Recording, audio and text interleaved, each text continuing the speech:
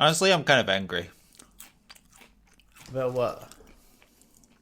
Had a bit of a squabble with Mum. You know what? I sense that you are a little bit cranky. She said that I should have checked in with my dad, who had hand surgery 2 months ago, to check how his hands were. And when I had last checked in with Dad, he had said that his hands were great and that all the pain had gone away, and that after the recovery process, everything was good. He didn't even tell us he was going into surgery for his hand surgery. He just sent a picture of himself in the hospital, as I think I told you. Yeah. And so they were playing it down all the way through. And then last time I checked, all was recovering. Both hands looking good. Still a bit of like scarring and stuff that was clearing up, but no complaints, no mention of it. Still chatting once a week. How you going? What's new? How's things? Never mentioned. Got a message from Mum. You know, it might be nice for you to ask Dad how his hands are going every now and then, from time to time. And I was like, well, how the fuck was I to know there was anything still going on? You didn't even tell us that there was surgeries happening when they were going down. It just felt very passive aggressive. Like, it'd be nice if you checked in. Do you think that came from your dad, or was it your No, mum? it definitely didn't come from his dad. I was like, well, you know, I'm not a mind reader. Last I checked, everything was great. Dad, if you're listening, I hope your hands are feeling better. If they're not, I'm sorry, and let's have a talk about it. But So I did you thought it send was that to him? fine. No, Did you send him a message yet? no. Do you want to construct one with me right now? Okay, what should I say? Hey, Dad. Michael Mum here. Mum had a bit of a go at me. I thought it was pretty unjust. Just checking in to see how your hands are. I know you were joking about it the first time, and I guess that I just kind of dismissed it after you kind of made a joke about it. But I should have been a little bit more inquisitive or curious. But I'm always thinking about you, and I love you. Yeah. See, at the start there, I thought, well, that's what I'd planned to write. And then I bailed on because I thought it sounded pissy. Because I was going to say, hi, Dad. Mum asked me to ask you how your hands are. How are your hands? And I thought you were coming in hot like that with me. But then you turned it into something quite sweet. I know, but to be fair, I'm a bit biased. I'm obviously emotionally invested in your dad. Yeah. A little bit more. You couldn't be angry at him for that long. No, I couldn't even pretend to be. Yeah. I mean, maybe, I don't know. I hear the point, and Mum said, I like, see where you're at. If Mum had said, oh, if you'd had surgery, we would have checked in with you, and I was like, but it's not the same thing. You said it was fine. I checked in when it happened. It's been 2 months now. There's been a pandemic on. You know, they didn't check in how I was doing and, like, my separation from my boyfriend or anything. They didn't show any emotional interest in my state of mind. Why do I have to care about hands that were supposedly fine? I don't know. I'm just a little bit... I had to go for a walk afterwards. I felt a bit aggrieved. It's funny how your family can just something about your family just riles you up. Yeah. You know? It's the people who know you the best. People, yeah, it's partly that, and it's like just it's like the longer you live, it's like going further underwater, and the water pressure just rises from all this years of baggage, and it gets really hard. You just like everything's tense at the bottom of the ocean. Yeah. Can I, since I'm talking about it, I'm gonna keep opening up. Go for it, man. I do feel like, I mean, this relationship that I'm in now, I know it's young. I know it's been 4 months now. That's not a very long relationship. I hear it. I know it. But I feel like my parents are unsure about how to talk to me about it. I don't think they ask about how he is, which is kind, and they ask, you know, what I was doing, and I'll say, you know, like, oh, we got some takeaway, or, you know, we went for a hike on the weekend or whatever. But I don't think they know how to talk to me about it, and I find myself getting hurt by the fact that I know the comparison to how they treated my sister's boyfriends over the years, and the interest that they had in her partners, at various stages in her relationships. And I know it's unfair because I live in a different country, and I know that it's a weird situation because we've been in pandemics and isolation and all this kind of thing. And I know it's also new for them because this is the first long-time relationship that I've had. But I can't help but also bring some of that into the frustrations of it, because it feels like they're wanting me to check, or Mum in particular wanted me to check in with Dad when it felt like she hadn't been checking in with me. Right. Do you think is that something you would have expected, though? When you would you potentially? Yeah. I mean, I know that it's new for them as well, and I understand if they were reticent or uncertain about how to broach the subject. Why do you think they are? I just think because it's a gay relationship, not because it's homophobic, but just because they've never seen this side of me. Yeah. Yeah, I can. Yeah, I think that I have discovered in the past few years that I am very good at withholding how I'm feeling from the outside. Sometimes for other people's benefit. Like I feel like I'm a good listener, or try and be supportive of other people and put what I'm feeling aside. And Sure. other times to my own benefit, where it was, more beneficial to not actually say or do what I was feeling. And so I wonder if they don't actually know how to react to me being in like a new emotional place with someone, or like having a relationship, or not, or perhaps just aren't able to see in my behavior that this is something new and exciting and that I want to share with them. I don't know. My sister has actually just started seeing someone, and she's 25 or 26 or 27 or something now, and she's never really. I mean, Ben and I have had girls over and stuff, and so they've been exposed to that in the boys. But with Laura, it's never even been broached. She never told us that she kissed anyone or anything. But now she's starting to do that, and I think my parents are having the same kind of thing with her actually. And it's. Do you think that this is something that is just going to take them a little bit to get used to, and over time they'll gradually, get used to it and it'll start opening up a little bit? I assume so. I assume so, but I don't. Yeah, I can't. I'm trying to diagnose. You want them to share your excitement. You're excited about the relationship, and you want them to share a little bit. I want them to be interested in him because I'm interested in him. Do you know what I mean? Yeah, and it sounds like both of you guys are in a. It's tough with the parents for you guys. Yeah, I just don't know.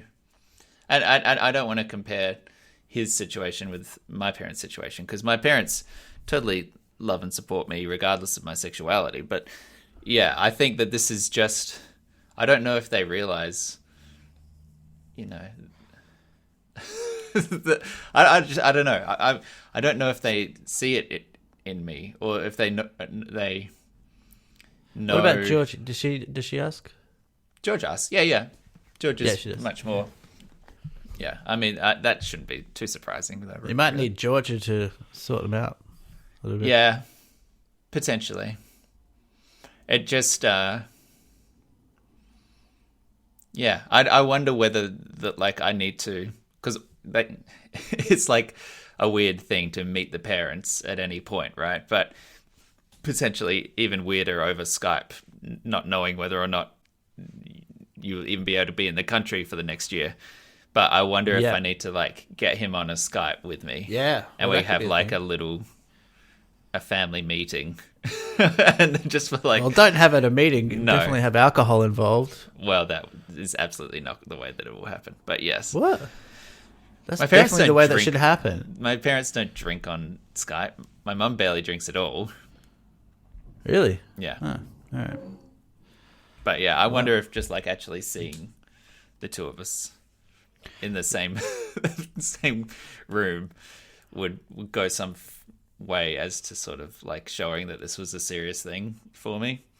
Yeah, I think that's definitely, that's definitely something that might need to happen. Mm. If you want some advice, what I would do if I were you is just bottle it up. Just bottle it up. Just shove it right down. Don't address it.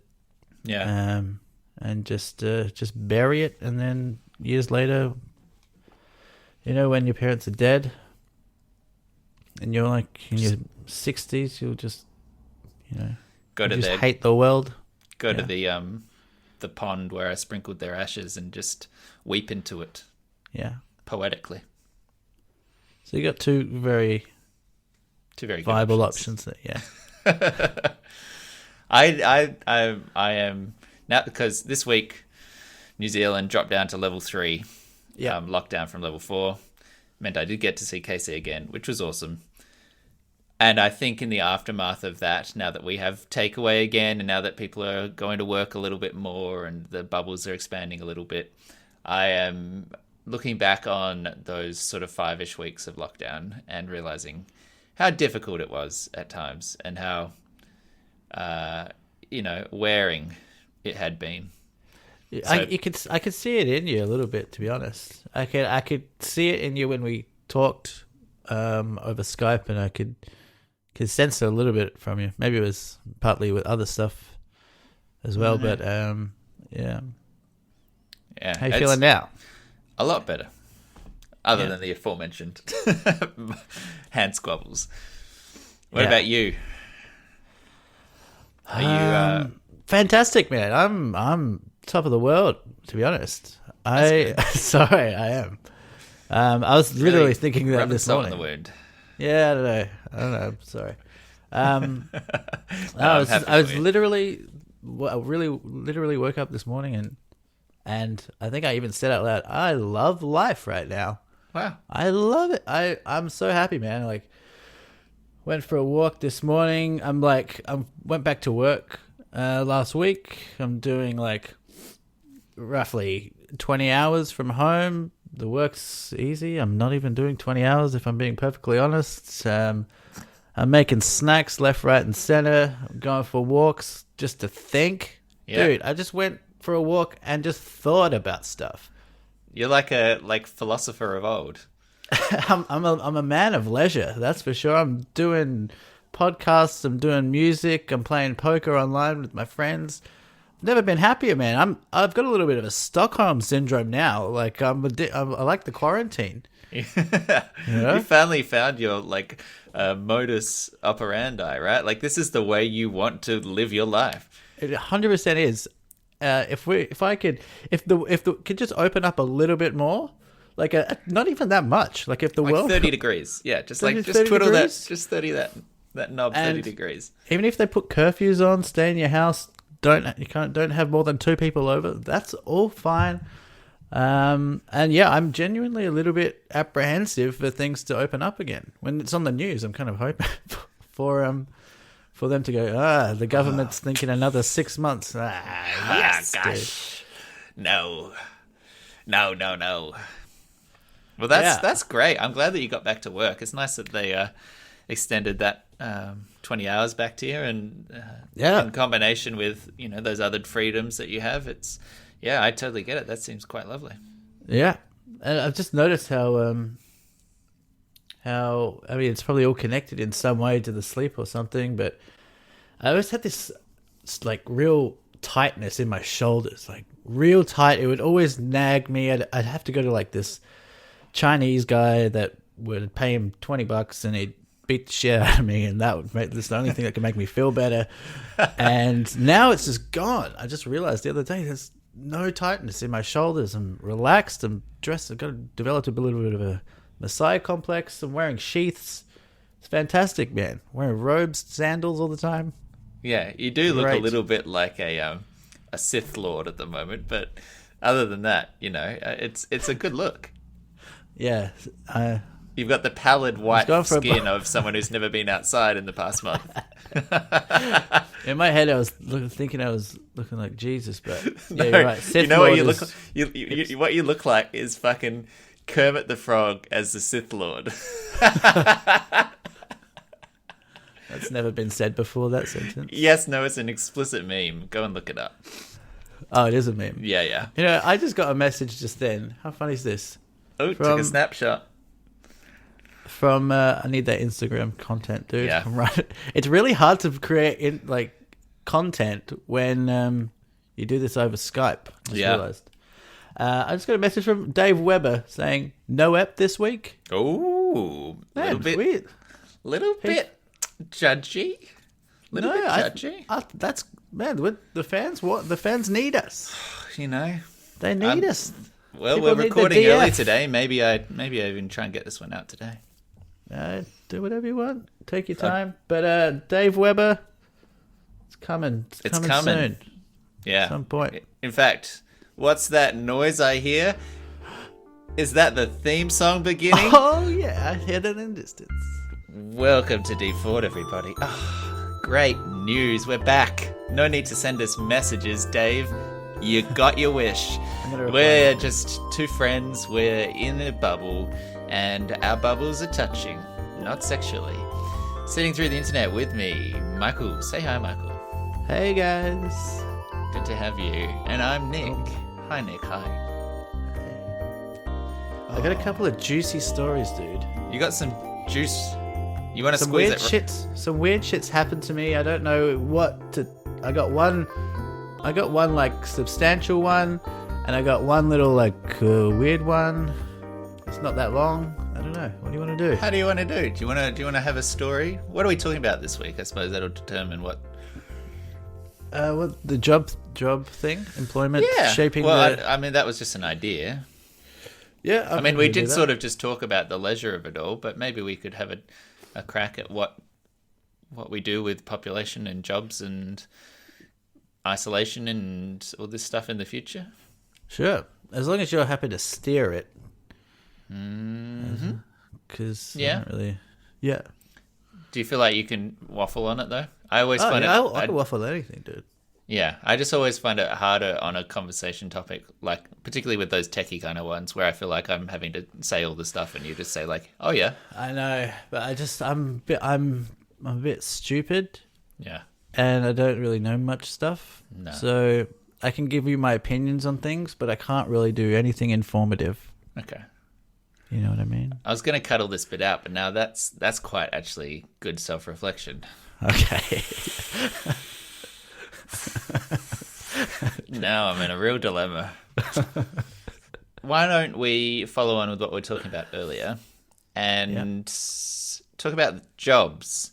Because I think it's we've talked about previously things like the universal basic income, the idea that the government should pay everyone, regardless of their working status, enough to survive.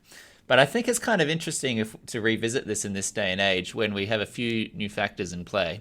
One being the pandemic and how, a lot of governments have ended up putting cash out to support unemployed or people who can't get work at the moment.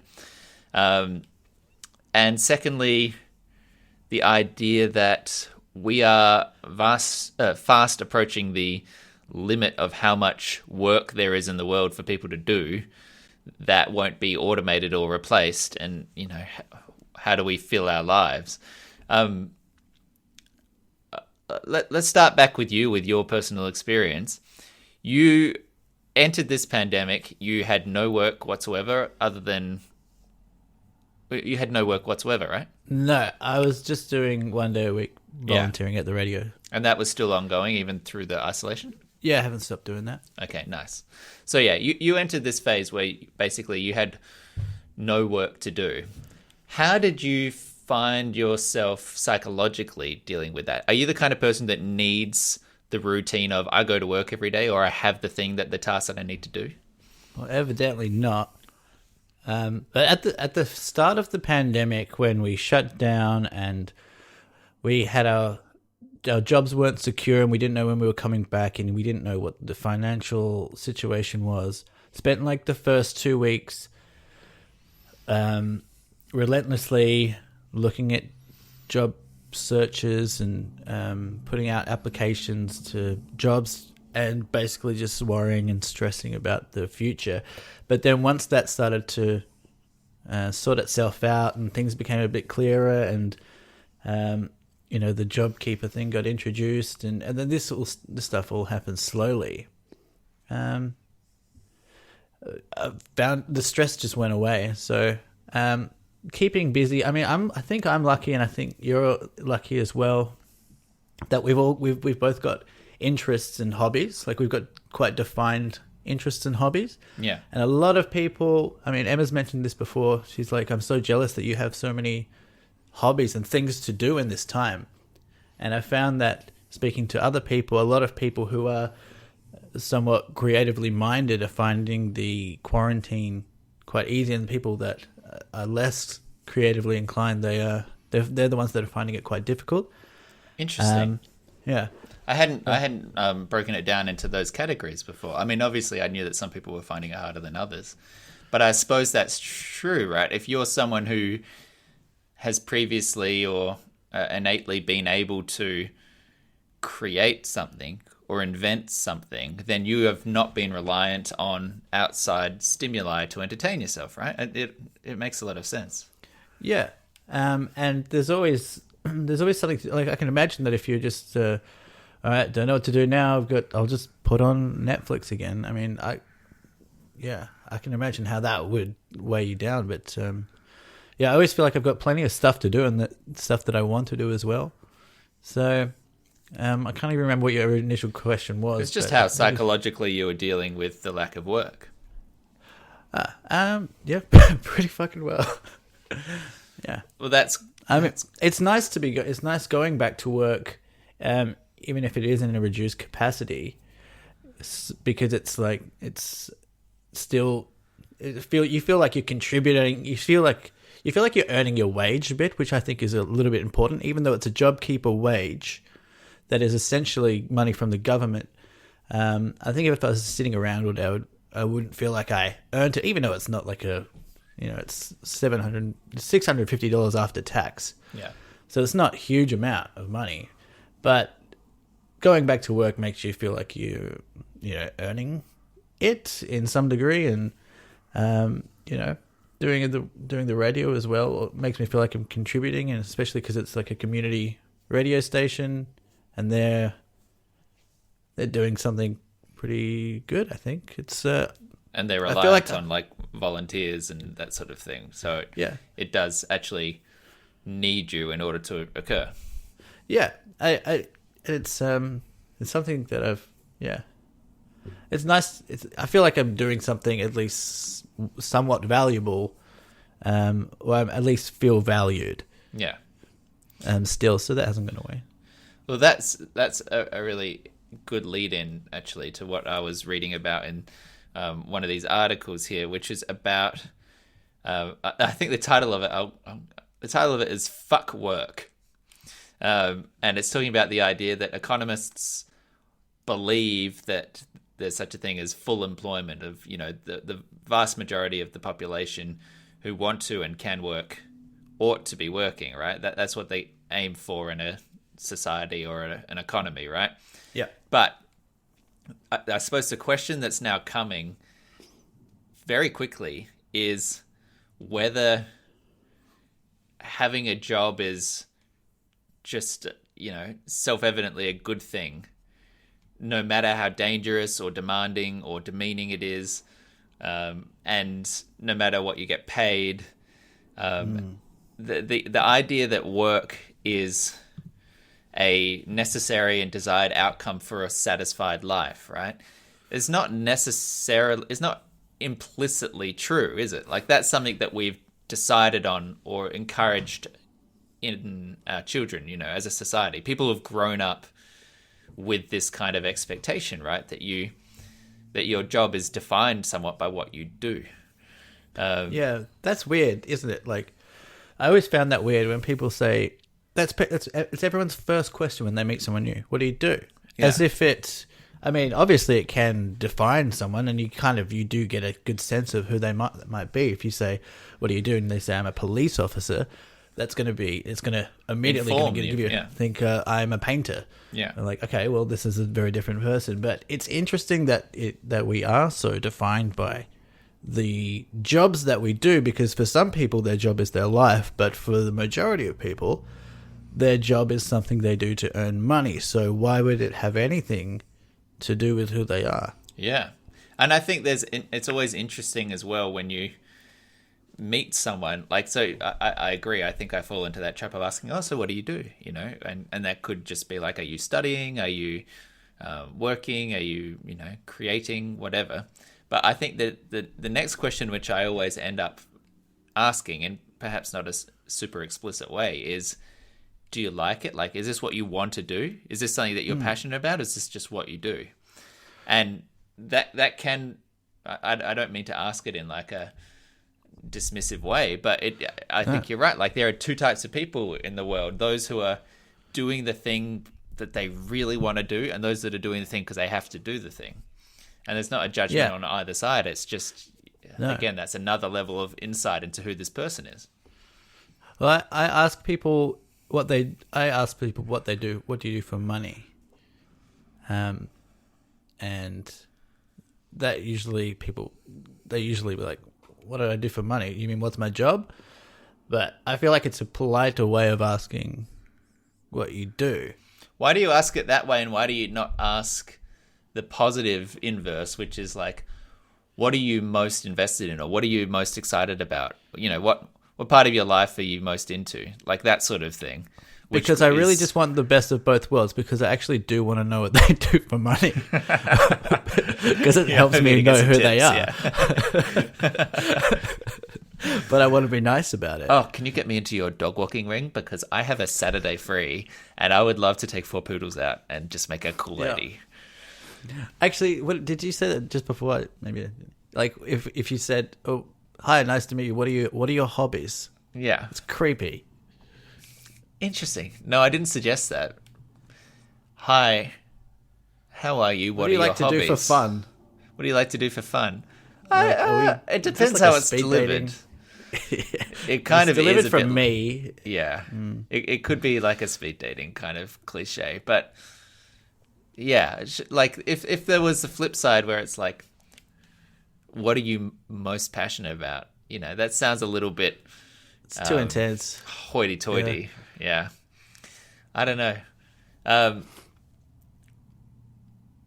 So the upshot of this article was basically saying that we're very quickly approaching this this sort of stage of society and economy, which is that the lack of jobs that are going to be out there and the increasing population is going to force people to ask, what do you do if you don't have a job, right? Like, what comes after work? If it didn't have to be the case that you had this external responsibility that sort of organized your hours, the thing that got you up in the morning and, went to the office or to the restaurant, even if you hated it, what are we going to do with people going forward to fill their lives, right? Like, do we need to create like imaginary jobs, pointless jobs, just to have someone come in and push a button just to fill their hours, right? Do you think it's inherently true that working for something does create a sense of satisfaction in life? I mean, that seems inherently true to me. Like, it feels better, kind of like what I was saying before. It feels better rather than someone give you money. It feels better to work and then someone give you money. Do you agree with that? It depends on the context, right? Like, people feel good. It feels good to have done something. I agree. But at the same time, it depends what the done is. Like, if what the done is it, stacking really heavy boxes onto a warehouse shelf for Amazon for 14 hours. You've done something with your day, but is that going to feel good? Not if you're being paid like $8 an hour and at the end of the day your back's fucking broken. Yeah. But, and at the same token, like if someone walked up to you on the street and said, hey, did you drop this? Here's $5,500. And you say, great, thank you. Now I have $5,500. Like you're going to feel good that way without having done anything. So yeah, it's not implicitly true that work equals satisfaction. For many people, it doesn't. But there's also this other thing of contributing to the community or society as well. Yeah. That seems like it would be inherently true if you reduce that back to like caveman days. You know, it feels like if we're in a smaller tribe, you'd want to actually do something functional within the community in order to earn your value. That seems... Yeah, no, that I agree with. Yeah. If you can see the outcome, but then you've got like others, social media managers out there. Just think, you know, are you feeling like you're contributing to the community here? Yeah. If you can see an outcome for your work, I think that matters, right? If you know what it is you're working towards, and you value that outcome, if you're doing a thing for a corporation that doesn't care about you, or for a job that you can see is going to be automated in 5 years' time, or for a purpose which is like actively evil, to be a little bit hyperbolic. Like if you feel like you're working for a health insurance company and denying people's health insurance claims or something like that, right? That's not going to lend you the kind of satisfaction at the end of the day unless you're a very specific type of person. Yes, you know? Then at that point it's like a game to you. It's kind of, you're like this Patrick Bateman type that you're just chasing, like Wall Street guys who just chase money because it's like just a game. Yeah, and but I mean they're their own god. I don't think that everyone that works on like a health insurance phone line is like a psychopath. I think there will be people there who are just took a job because they had to take a job because they had to pay bills, and they are, you know, stuck between a rock and a hard place where they need to say no to someone because that's the company policy, but instead they just get abused for it and feel terrible at the end of the day. Like, not everyone in those roles is necessarily going to be A, making the money, or B, you know, completely dispassionate about it. Yeah. So the thing that we touched on earlier as well was the idea of universal basic income, to cover the bases of this and potentially manage the fact that, as we say, there's just not enough work for people to do. And if work is the way that people gets money, and money is what you need to live and stay healthy and stay housed and things, then ultimately it needs to come from somewhere. We've talked about like the UBI stuff on a previous podcast years ago, but I'm curious whether your thoughts on it have changed, and also whether you think the door's now open for it a bit more in the face of this pandemic. Yeah, you'd think that it would be a little bit. I mean, I guess in some respects, I mean, the JobKeeper is a form of universal basic income. I mean, totally. At the moment, employers can ask you to kind of work up to it, but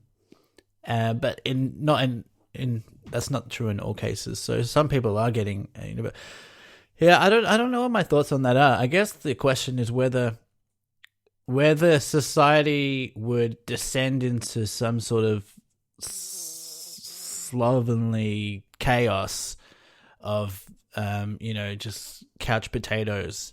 I don't think that's true. I think if people did have some money coming through, I think you'd see like what you have now with the pandemic. People would have no choice but to find something within themselves and either get creative, or they'd eventually find their passion, or they'd find something to keep them occupied. But I do think that there would be a decline in self-worth overall. I do think people need to feel valued and feel like they're contributing. I mean, nothing about the universal basic income prevents them from also working. It just guarantees the safety net, right? Oh, right. So a lot of these people are not going to have to make this choice between the two. It is a thing that will save people in these kind of situations where you need to find somewhere to live or you need to have enough money to put food on the table, that sort of thing. But a lot of people would, as you say, need to find something else to do because they want to. They want to be either creative or they want to be working or they want to be, the engineer or whatever it is that they're interested in as a day-to-day thing. But without the knowledge or without the fear that comes from the knowledge that it is also how they survive. Yeah. You'd think that art would thrive or boom I agree. in that type of environment.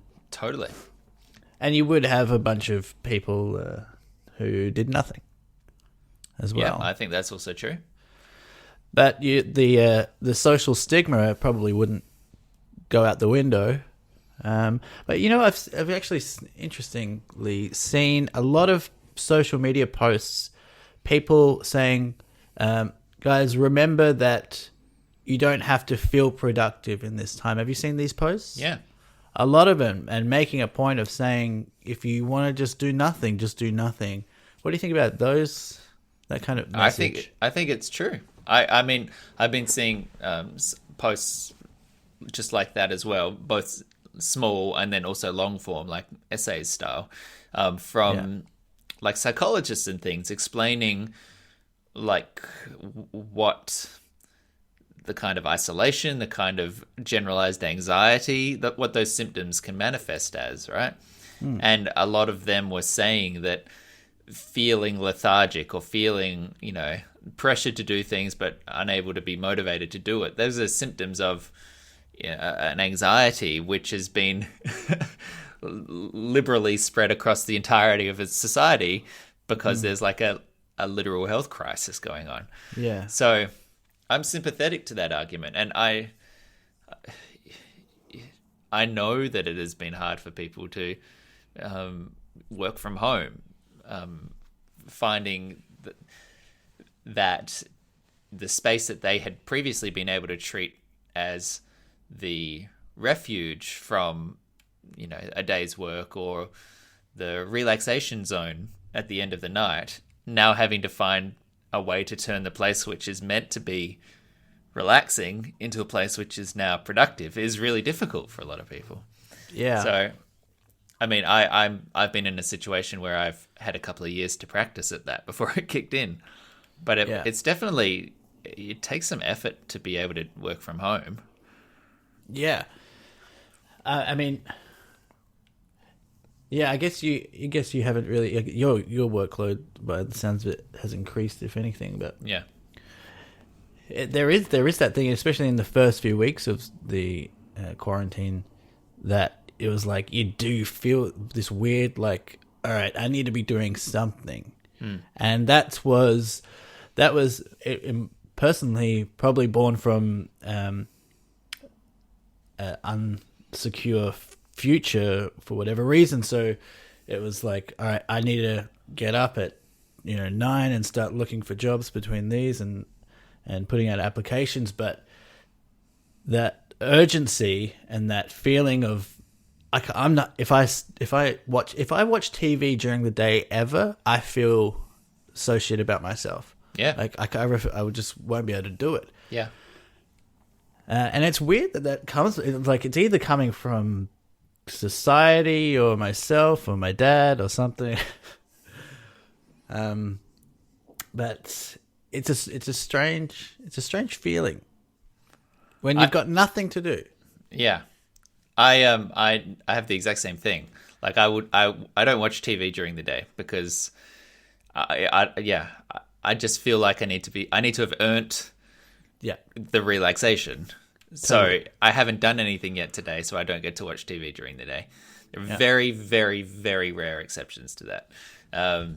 same thing with like playing games. I don't tend to play games too much, except Animal Crossing right now. Oh my God. But I don't tend to play them during the week. For whatever reason, just my mentality is not like I'm going to go play a game today because it's a weekday, and I'll do that on the weekend. And I know that that's arbitrary, and as I say, there are exceptions. I've been playing a lot of Animal Crossing at the moment, which is predicated on going on every day. What's Animal Crossing? Well, I don't want to jump ahead to the recommendation engine, but it is a very good Nintendo Switch game, which has made a lot of people happy because it's very zen, and it's like you're on an island and you catch bugs and go fishing and build your house up and like plant plants and harvest fruit, and it's just very calming, and it's sold like millions and millions and millions of copies. I love because that. That's it what launched, games are now. It launched during the pandemic, and everyone was like, "The world's fucking scary. I'm just gonna go chop some wood and build a log table." It's so funny that games have come around. Like at the start, games were like car racing and high octane, going into space, adrenaline thing. Now it's just doing it's crazy literally things. one of the things you constantly do in this game is weeding. You literally just pull weeds up off the ground. My We've come God. back to chores. There Amazing. are people listening right now who are like, "Fucking Animal Crossing is the best." It's a weird name. And it is. It sounds like a. It sounds like a 'cause social all of the media. It villages sounds like are a animals. Facebook game. All of the villages are animals, so it's like a giraffe comes to live with you, or like do the an animals eagle. talk? Yeah, they talk to you. You have a chit chat. Are you a giraffe? Are you an animal? You're just a human. Yeah, You're a regular human. yeah. Okay. Oh, That sounds fun. It's the best. Anyway, other than that, I don't play stuff during the day because again, it feels like I haven't earned it. I needed to do the work first in order to be able to relax at the end of the day. So if you took out that obligation where it's like I don't even need to work and I will get money, Yeah. would I then feel comfortable watching TV in the middle of the day?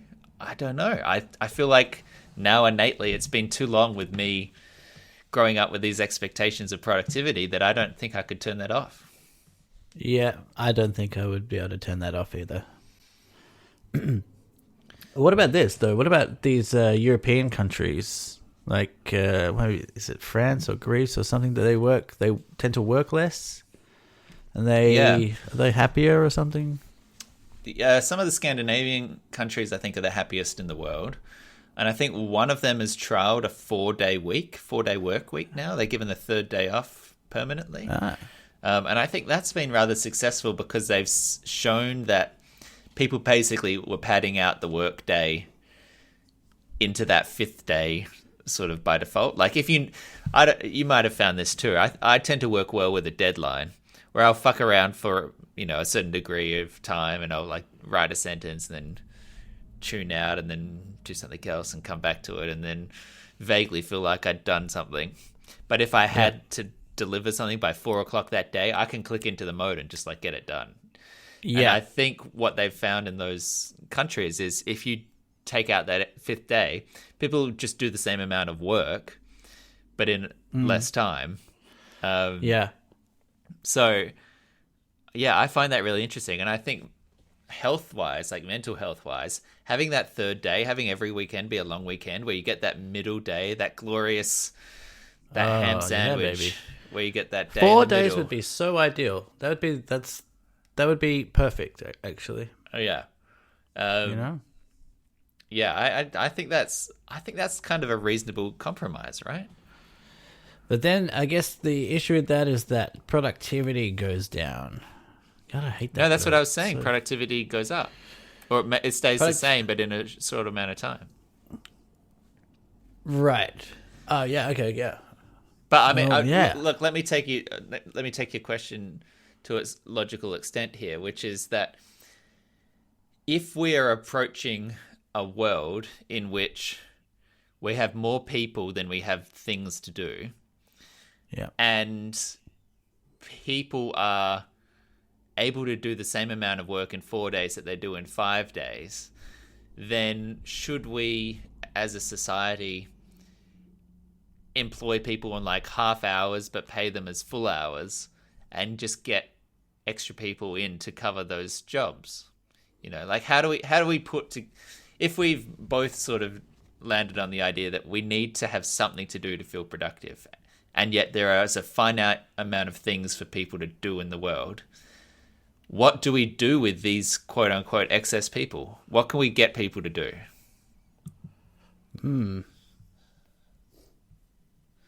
Well, Because get everyone to start a podcast. yeah, I mean that's inevitable. We define so much, as you say, by job. It's like we value hard work. We value it's like character creation, right? Like we think that it reflects on the person because of them going to work, right? Yeah, it does feel like a really kind of 60s or 50s idea, you know? The removal of jobs. No, I mean the importance that we put on career. Sure. Yeah. Yeah. Well, and as you say, like the idea of productivity has been built around this sort of like American dream kind of thing where like if you work hard and you play by the rules, then you too can get the picket house, and like that's the necessary step to get to where you want to go. Yeah. where the dream is, what is the American dream? Is it? It's pretty vague, isn't it? It's like is it specific? I think it's that anyone can have. It's a Cadillac. Have a go and yeah. It's a 1980s Cadillac. The American dream is everyone gets one very specific make of car. No, I think it's it's the a idea house that with anyone, the family and the job and things. Yeah, but also the ideal is that you come to America and you work hard and you can get anywhere. You can do anything in America. You could be president. You could be a millionaire. As long as you just try and you work hard, you can do it. Because everything's fair in America. Well, where a large part of the world you don't have a opportunity necessarily to do that because of political corruption or poverty or dictatorships or something. I mean, I can see how that is attractive. I think work was everything in our society for a long, long time. And I think it's just interesting to note and to be aware of the fact that coming very quickly, work is not going to be able to be everything. Yeah. We're going to have to work out what else to do with people and allow people to feel good about themselves without necessarily having spent a day, sitting at a desk, or spent a day, out in retail, or, doing something which killed those hours. We're going to have to work a way. We're going to have to build a culture that allows for the possibility that people will just not have that option or that outlet. Are you saying when the robots take over? I mean, it's not even that far away. I mean, coming out of this pandemic, how many industries are literally going to be decimated? Do you think the cinema industry is really going to get back on its feet? I'm talking like the actual cinema retail places, right? I know it sucks, but there's a whole bunch of industries which will not recover from this. Yeah.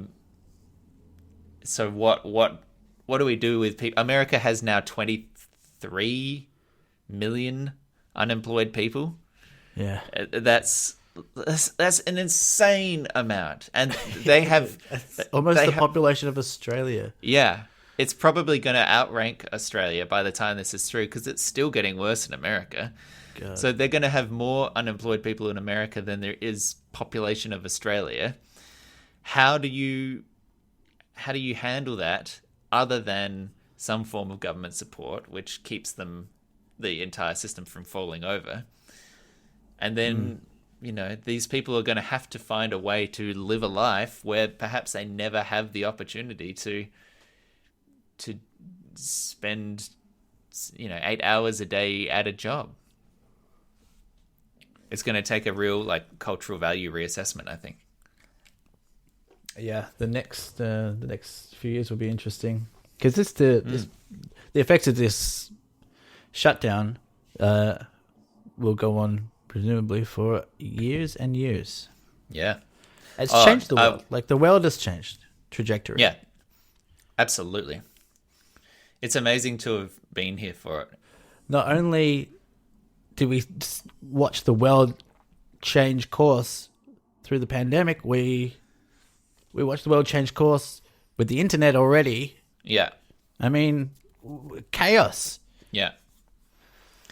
The interesting little bit of corona news which I saw this week was that the South Korean CDC had confirmed that the people that they had thought might have got reinfected were not reinfected. It was false positives. So they'd the tests that they'd done the first time around that had got them. Actually, I'm not sure whether it was the first or second test. Basically, one of the two tests that had come back and said that they were positive with COVID was false, and that they had not been infected that time. So the fears that someone could get the virus, recover from it, and then catch it again still seem to be unfounded. There doesn't seem to be any evidence to suggest that you don't build the immunity from it. So that was a good bit of news. Yay. Yeah. Yeah. Yeah. Also, Kim Jong-un not dead. Not Speaking dead. of Korea. Yeah. No, this wasn't dead. I find that funny. I felt bad for. I was feeling bad for that. Imagine if you were the doctor that killed, that let Kim Jong Un die. You'd be like, well, Yeah. I'll just go now. I'll head off.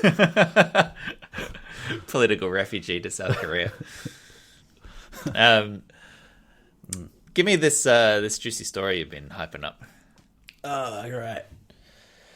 So, yeah, it's a little incriminating, but only it's incriminating for myself. It's not like a criminal thing, but it's just a bit embarrassing. But telling it on the podcast is, I have to tell it on the podcast because I can't not.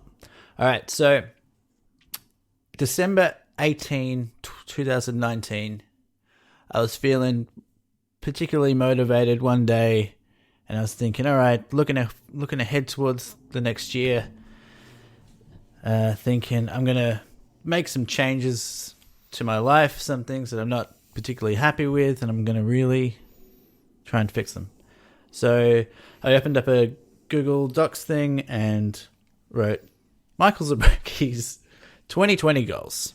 Nice. There's about 10 in there. And all right, so skip to today. So I had my work Today's email. May 3rd. May 3rd. I had my work email reinstated because I started work this week. And I opened up one of the folders on my work email. It was like a media and design folder that mostly I access, but actually everyone has access to, like the owners and stuff and various other people in the company. And so I opened that up, and what do I see in there? Michael Zabrocki's 2020 goals. Oh. Recently opened as well. Oh. And I freaked out a little bit. Yeah. Apart from just being embarrassing, the first one on there, first on the list was find a job that you love. Oh. Oh my god. And I'm like, there's some like glitch. There's some like glitch here. And I went back to my other one. I went to my personal Gmail. And I was like, realized that I had not only I hadn't just moved the document into I had somehow directly typed out this document into that folder that everyone has access to. And it's like, I would rather have just like written some jokes. I don't know. It was just like the embarrassment of it. It's like The sincerity. yes, the sincerity. It's This like, was legitimately your private goals that you know, 100% believed and wanted. And they Now were they're going to in see. the, in the Number work 5, folder. follow your bliss. So yeah, and so here's the other thing. So I'm like, Can you see who accessed it? Or you just saw that it had been accessed? I can't see. Yeah, I just saw that it was opened. And it had been opened, lying there in that folder for fucking almost 6 months, dude. Without me knowing. And, man. God. And so here's the other thing. I can't delete it. What? I can't delete it. I don't own the folder. You can't So delete files in the folder. it. So I've had to go in there, and this is where it's slightly incriminating because if anyone from work listens to this, they go, I don't want them going in trying to find this. But what I've had to do is delete the text, rename it, Yeah. and then just put in some boring shit that hopefully no one goes into the version history. Yeah, yeah. And we'll go back see and that find. it originally started off as Michael Zabreca's 2020 goals. I even timestamped it for some reason. I just it was one of those moments you're like, this is the moment where I'm going to change my life. So I just timestamped it. It was fucking 12:37 p.m. On a Tuesday. Fuck me in the ass. Oh, God. And so I'm just like, if you're listening to this and you work with me, please don't go into any folders snooping around in the version history because I don't want you to see that. Can't you ask for permission to have read-write access to that folder? I'm not going to bring attention to this. I also thought about just duplicating that document a million times. How does that help? I don't. Well, then if I've got 30 of those type of documents. Okay, so the replaced fake document, the one which had the version history, you want to create 80 of them. Yeah. And then they'll be able to tell, okay, it's this one, but am I going to sit through all 80 and trying to find the one which had the version history? I bet there's someone out there that would. I mean, I think that wouldn't help either because you'd be able to see the creation date of the file. I mean, Emma said to me, why don't you say I've just created a sensitive document in the thing. Can I have permission to delete it or something? Yeah. But I'm not going to do that. Why not? I mean... Because then they're going to go look. Yeah. I don't want them to look. I don't think they would. I mean, if I saw that... You've already changed I'd be like... To be honest, they've already read it. I know, dude. They've already read it. But then, Emma was like... What were the other ones? So the first one was the most incriminating. It was work stuff. But were the others finally get my foreskin replaced?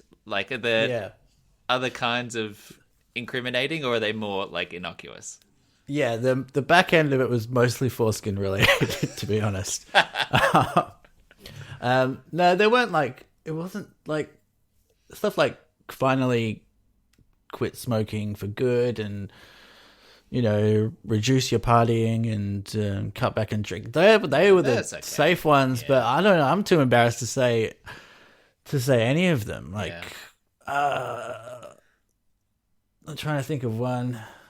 To be honest, I hastily deleted it once I saw it. It was I found a hot tamale. I was what every single one of them is. Don't do this act.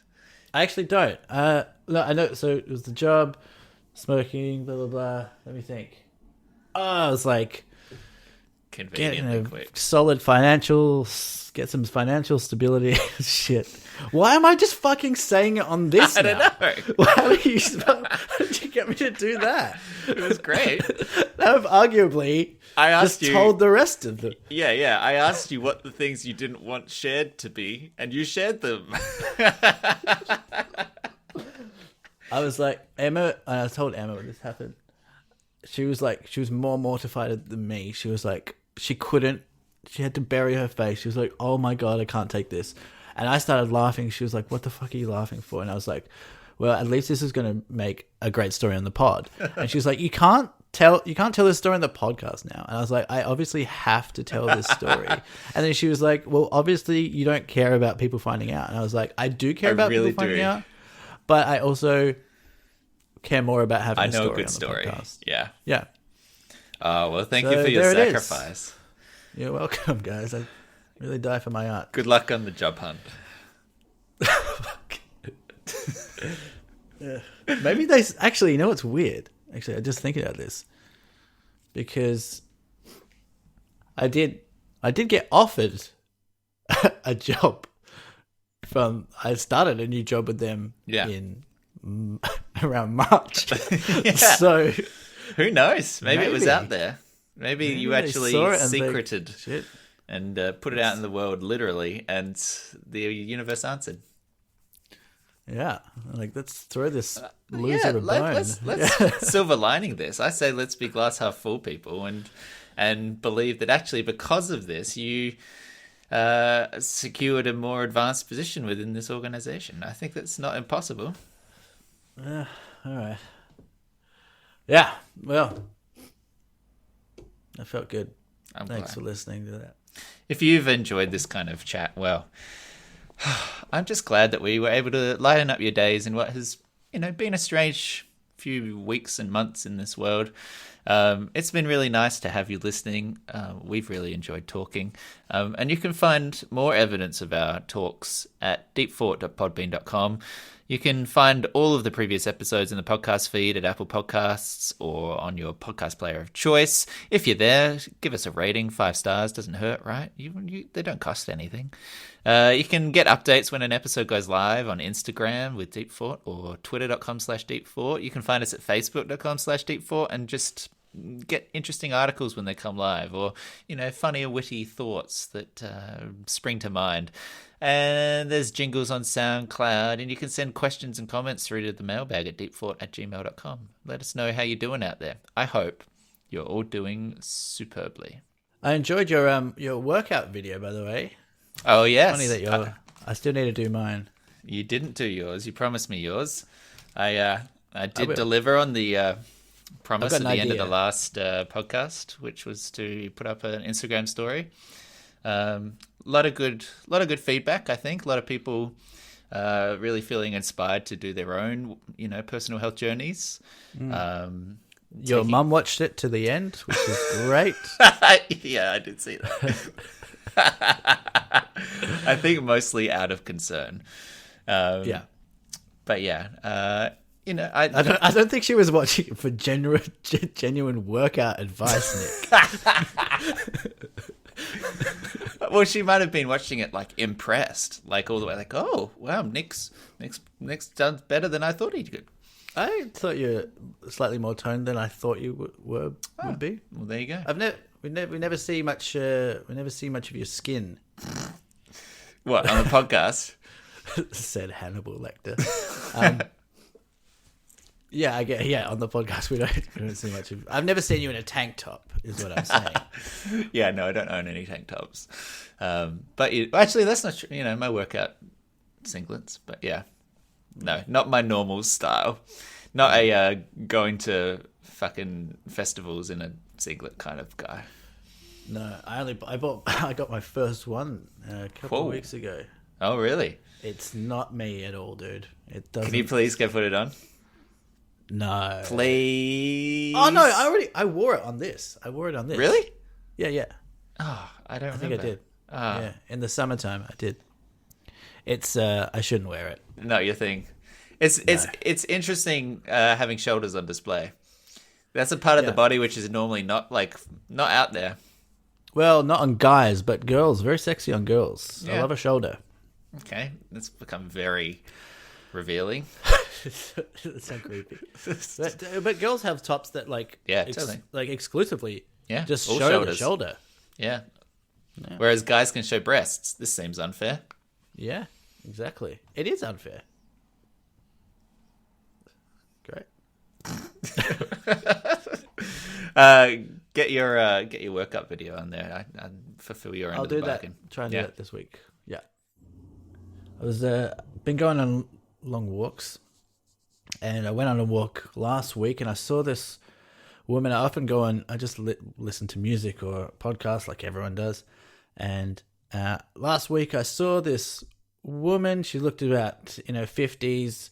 She looked like a kind of like an Italian mum, pretty harmless, like fine. Like she wasn't dressed weirdly or anything. She was dressed pretty conservatively, but she had a little bit of a look in her eye. I don't know. It's, sometimes you get a little bit of a weird vibe from someone. Yeah.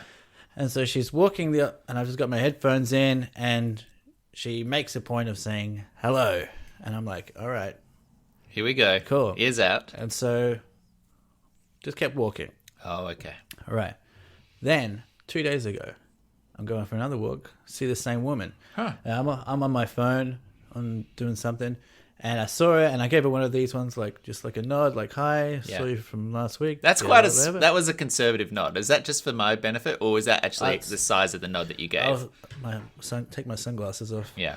It was like a, okay, so ones. Yeah, and then that's a real Hello. one. Yeah. Okay. And I go back to my phone, and all of a sudden, bang, she's up in my grill. And I'm like, oh, God. Crazy one happened in my grill. And I take off my headphones. She's saying something. It takes me a while to pause Catch up. Yeah. thing. And she's like, call my son. And I said, what? She said, call my son. And I said, who is your son? And she said, just call my son. And I was like, all right, I don't know your son. I don't know you. Yeah. And she said, just call him. And I was like, I don't have your son's number in my phone. Yeah. And she said, 04. And I'm like, are we going to do this? Yeah. She's like, I don't know what to say. And I'm like, she's like, 047. What? And she starts lifting off the phone. And I said, look, are you okay? And she's like, yeah, I'm fine. Just call my son. And I'm like, why? And she said, just call him. She's getting angry at me. And I'm like, and I said to her, this is my work phone and I don't have credit or something. So it was the worst lie ever. It's my work phone and it's not plugged in. Yeah. And she pulls out her purse and starts taking out money. Like, okay. Takes like out of five. She was like, I'll pay, don't worry. $5, $10 notes. Okay.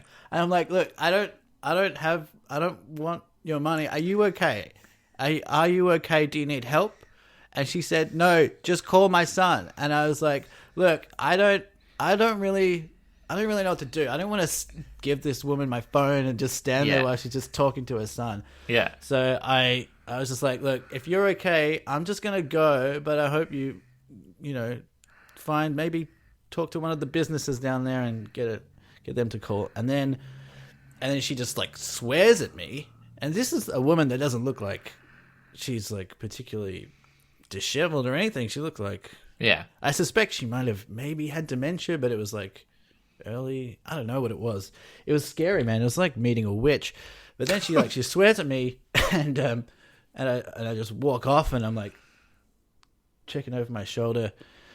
It felt a bit bad. Yeah. That this woman's out there. I don't know what the situation was. She seemed perfectly coherent, but then maybe she's got dementia or something. It was it was scary. It's interesting you tell that story, because I think I have the corollary from my walks over the past couple of weeks. Yeah. So I was going out for a walk. I had my earphones in. I was around in my neighborhood. It was bin night, so everyone had their bins out. In fact, it was bin day. So it was the afternoon after the bins had been collected, and so there were still empty bins along the road. And as I turned this corner, I was coming up sort of to a T intersection with two roads, and I saw there was a guy in a wheelchair fumbling with a yellow bin, bumping into it, like trying to move it seemed. And I was like, oh, this guy's, trying to move his bin in. And so I like picked up my pace and I sped up to try and help him with the bin. Because he was bumping it around, and it was clearly not very easy for him. And as I got closer, I saw that he was fully sort of paraplegic. He was in one of those motorized wheelchairs where it's basically just a hand and a joystick, and he had like one of those screens with all the buttons that some sort of vocal synthesizers thing. I don't really know the full terminology or whatever. He was doing vocoder. The vocoder. It's got like a MIDI keyboard. But he was clearly like non-verbal and pretty limited physically. So I caught up to him and I said, "Hey, how are you doing? Do you need a hand?" And he turned and he looked at me, and I was kind of waiting to see if I would hear like acknowledgement, and I was trying to hear whether or not he was going to type something on the screen, or like he was like I said, non-verbal. What time was this? Sorry, this was probably like 4:30 in the afternoon. So it's still light. Still light, yeah. And he'd been pushing this thing, and it got sort of closer to a driveway, and then it got further away from the driveway. And so I was like, "Hey, would you like me to help?" And then he just looks at me, and just looks at me, and I'm like, "Okay." I mean, I don't know what his situation is. It might take a time to respond. And I say, "I've got the bin. Where would you like me to follow you in?" And he sort of wheels around a little bit, and I'm like, "Okay, it looks like I'll just follow him." Away from you? Away from me, yeah. Yeah. And then he sort of... So I was quite close to... Like, we're at this driveway, right? There was a bin right at the edge of this driveway, and that was the last house before we hit the main road. And he starts riding away down the footpath away from the main road, past the driveway. And so I'm walking, and I'm expecting sort of to just take this up the driveway that we were at. And he's looking a little bit out of control with his it's a little bit of like a jerky movement as he's trying to get his wheelchair along the footpath, and he's sort of like veering into the fence at one point, and then veering over into like the curb and this kind of thing. And so I start following him, and then we go past the house that it was, and I look out at him, and he's sort of sped off down the footpath a little bit, and I'm walking this bin halfway down, and then we hit the next door neighbor's bins and driveway, and he's sort of still up there, and he's kind of weaving around, and he gets halfway, and I sort of call out like, is it this way? do you want me to take the bin? Does he think you're chasing him? So I'm just so, and then he like halfway, yeah, and then he's like, he half turns around and he looks at me, and then I'm sort of like, I stopped and I just paused because we'd gone past the house, and I look at the guy, and I'm starting to increasingly think that he just hit the bin and got stuck on the bin, but he was just on his walk, and it was just trying to get past the bin, but had somehow not been able to get past the bin because the bin guys had left the bin in the middle of the footpath. And so then I happened to be there at the exact moment, and I stole a guy's bin and ran down the street with it, following a guy in a wheelchair. So I got halfway there, and I just sort of stood there waiting for him to know that I wasn't behind him, and to like either confirm or deny that I needed to follow. And then, in a very guilty frame of mind, when he did not turn around, I stopped walking, and then I quietly turned around and took the bin back to where it was. So either a guy really needed my help moving a bin to some like hidden driveway that was on the corner but not immediately by it. And I volunteered and then abandoned him halfway and took it exactly back where it was, and he has to go back and start again. Or someone in the house whose bin it was watched as I stole it, ran down the street after a guy in a wheelchair, and then brought it back a minute later. Oh my God. None of them were good outcomes. Wait, so you brought the bin back? I took it back to where it was. I took it back. I ended up feeling like this wasn't his bin. That is unbelievably funny. I was trying to be I nice. hope someone was watching you the whole time. Yeah. Just like, what the fuck is this? Honey, Yeah. look at this. What the Yeah. fuck is this guy doing? What's this guy doing with his bin? Oh my god. That's fantastic. Wait, does this guy live near you? Near-ish. Yeah, it was down the road. I assume you're taking a different route now. Yeah, I'll never go back there again.